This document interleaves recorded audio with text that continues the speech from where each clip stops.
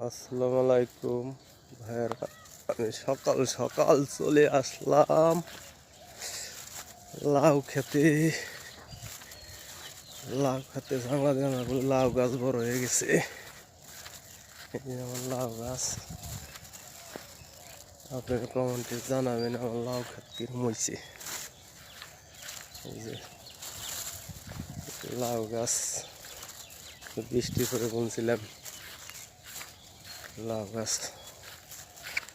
জানলা দিয়ে এখনো বাদ আছে।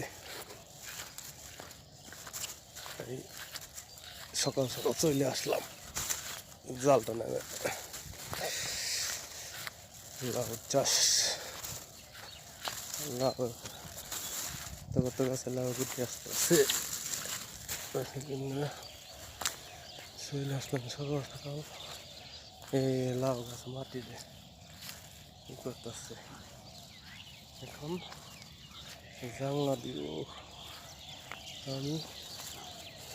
এই যে এক কিলো এইগুলো লম্বা দিছি, এবারে দিছি আরেকটি এই সাইডের লম্বা সুতোটা নাইছি, লাউটা নিচে ঝুলে না পড়ে মজবুত থাকে জানো।